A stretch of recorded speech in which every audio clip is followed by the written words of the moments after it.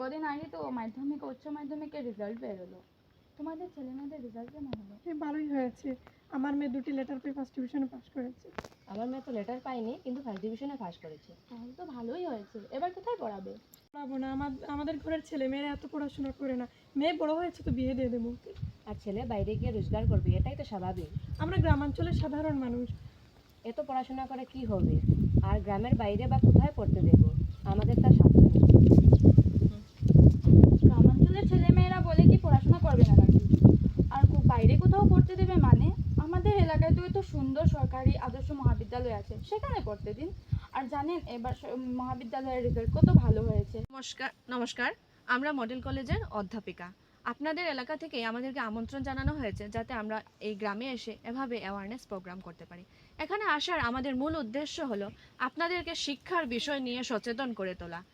তো আমাদের এখানে আসার মূল বিষয়ই বলে দিয়েছি প্রথমে, যে আপনাদেরকে শিক্ষার বিষয় নিয়ে সচেতন করব। কথাটি হলো, এখানে আসার পর থেকেই দেখছি যে প্রায় 18-19 বছরের মেয়েদের বিয়ে হয়ে যাচ্ছে। কিন্তু কেন এমন হচ্ছে? নিশ্চয়ই আমরা সচেতন নই এ বিষয়ে। নিশ্চয়ই আমরা শিক্ষার বিষয় নিয়ে, ছেলেমেয়েদের ভবিষ্যৎ নিয়ে চিন্তা করছি না। কেন আপনারা এভাবে ছেলে মেয়েগুলোর ভবিষ্যৎ অন্ধকারের দিকে ঠেলে দিচ্ছেন শুধুমাত্র কম বয়সে বিয়ে দিয়ে? একটা বিয়ে করাই কি একটা মেয়ের আর একটা ছেলের জীবনের মূল লক্ষ্য? না। জানেন একটা কম বয়সে মানে টিনেজ প্রেগনেন্সি কতটুকু সাংঘাতিক, একটা মেয়ের জীবনে কতটুকু ভয়ঙ্কর হয়ে দাঁড়াতে পারে? কম বয়সে বিয়ে করলে মেয়েটির শরীরে নানা ধরনের অসুখ হতে পারে, কারণ মেয়েটির শরীর তখন পুরোপুরি তৈরি থাকে না বাচ্চা নেওয়ার জন্য। সে নিজেই থাকে বাচ্চা, তাহলে কিভাবে আরেকটি বাচ্চা সে জন্ম দেবে? আর তাছাড়া অনেক সময় দেখা যায় যে বাচ্চা কম ওজনের হয়েছে, বাচ্চার শ্বাসকষ্ট হয়েছে, জন্মের পরেই বাচ্চা নানা ধরনের অসুখ হয়েছে, জন্মের পরেই কোনো মা মারা যাচ্ছে। সেটাও কিন্তু এই টিনেজ প্রেগনেন্সি একটা সাংঘাতিক কারণ। তাই দয়া করে আপনারা এভাবে মেয়েদেরকে কম বয়সে বিয়ে দিয়ে দেবেন না। আর তাছাড়া আমাদের বর্তমান সরকারের আইন অনুযায়ী 21 বছরের নিচে মেয়েদেরকে বিয়ে দেওয়া কিন্তু দণ্ডনীয় অপরাধ। তাহলে প্রথমে সবাইকে হয়ে উঠতে হবে সচেতন এবং উচ্চশিক্ষা হয়ে উঠতে হবে শিক্ষিত। তাছাড়া সরকার আমাদের এই চাকরিতে রেখেছেনি বা কেন? যাতে আমরা যা শিখেছি, যা জেনেছি তা সমাজের মধ্যে বিলিয়ে দিতে পারি। তাছাড়াও এই গ্রামান্তর অঞ্চলে আদর্শ মহাবিদ্যালয়টি প্রতিষ্ঠা করার কারণই হচ্ছে যাতে প্রতি ঘরের প্রতি সন্তানরা শিক্ষার আলোয় শিক্ষিত হয়ে উঠতে পারে।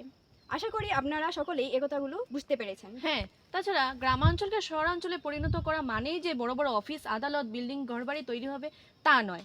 গ্রামাঞ্চলকে সবুজ বাতাবরণের মধ্যে রেখেও শিক্ষায় শিক্ষিত হয়ে এবং নিজের চিন্তাধারাকে উচ্চ শিখরে নিয়ে যাওয়াই কিন্তু গ্রামকে শহরে পরিণত করাও হয়। তাহলে এতগুলোর মধ্যেই প্রোগ্রামটি এখানেই শেষ হচ্ছে। আপনাদেরকে অনেক অনেক ধন্যবাদ এখানে উপস্থিত হওয়ার জন্য।